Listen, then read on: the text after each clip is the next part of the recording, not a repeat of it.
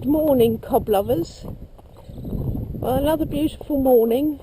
I'm so pleased that the predicted Arctic conditions are not reaching us down here. And this morning I'm on sweet little Cora, and I thought it'd be interesting to do a head cam with her. Now we've done some work here with the drive and things, so she hasn't seen this before, but I'll be talking my way through everything. We'll just get past this car and then we're going to be on our way.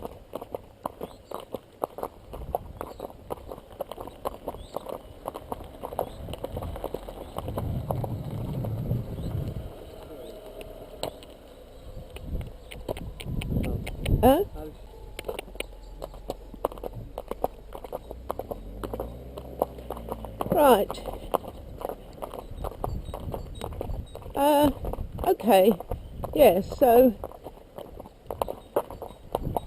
compared to the more substantial cobs that I normally ride, she feels very narrow because there's still quite a lot of filling out for her to do.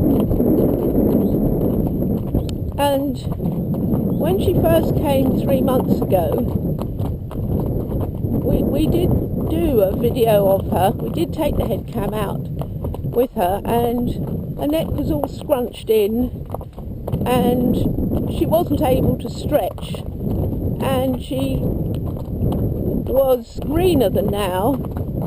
I'm quite worried. So we've come a long way, but there's still an awful lot to do before she's a made horse. And one of the, because horses are all different, but they have a lot in common, and that is when they're like Cora, they require a great deal of support from the rider, and sometimes that can be step by step. Now, Cora isn't a spooky ride, well, not what we could consider a spooky ride. She's not really looking for trouble, but she does lack confidence, and more than many horses, she really is desperate for that leader. She so loves somebody to be in charge, as they all do, but particularly Cora. And I've been doing a lot of groundwork last week with her, and she's responding very, very well. But she, and in doing that, you know, I've got to know her even better, and she's showing me quite clearly how she's ready and hungry for leadership, which has possibly been lacking in her life until, you know, she came here. And you can't do that in 5 minutes. You know, it is an ongoing thing that you work at day by day. So actually this is my first ride on Cora, because Amy has been taking her out every day, so it's going to be interesting. So, as I mentioned in this month's newsletter, I hope those who've subscribed have received it. If not, well, let me know and I'll send you a copy. For some reason there are some email addresses that block the newsletter for whatever reason, so although it's sent to a particular subscriber, they don't always get it. Yes, so let me know. So as I was saying in this month's newsletter, horses, I mean, she's not a naughty horse. She's not a naughty horse at all. And I was saying there's no such thing as a naughty horse, because they're merely responding. They're merely responding to what's going on at any given moment. So it is, when we ride them, it is a series of moments that turn into minutes, that turn into hours, days, weeks, months, etc. So the leadership that one builds with the horses it's really only built when you work on a one-to-one basis, whether that's in a school or like we do, mostly outside. I'm just going to do this little branch here. Oh, there's a good girl. There's a good girl. There. On a one-to-one basis, wherever it's done, because inevitably if you come out with another horse, that horse does a job, whether it's a good job or a bad job, of providing security for the young horse. And Cora is very much a young horse still.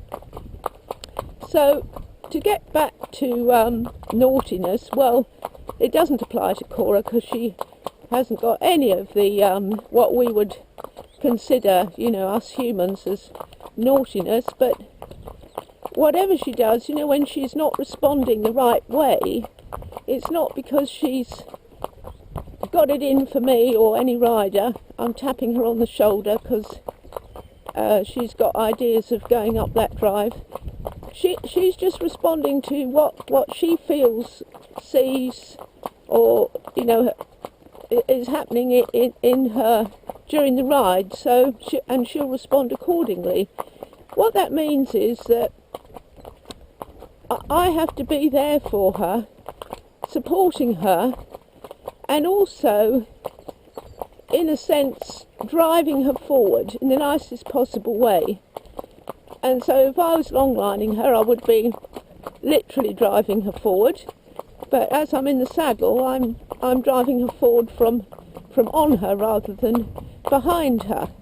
And it is in the driving her forward, or any horse forward, that they gain confidence in us.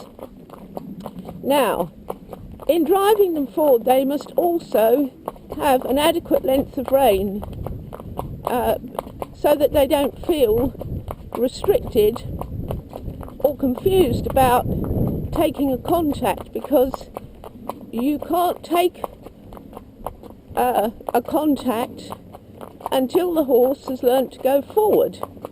Now, I've said this before, there's a lot of confusion between forwardness and speed or pace. So, to try and give an even clearer indication, forwardness is where they maintain a rhythm, so they're never pushed out of their rhythm, but they're covering the ground and feel like they're going somewhere. And it's as much a psychological thing as a physical thing. You have to feel, ideally, that they're happy to stay and walk or trot or whatever pace it is.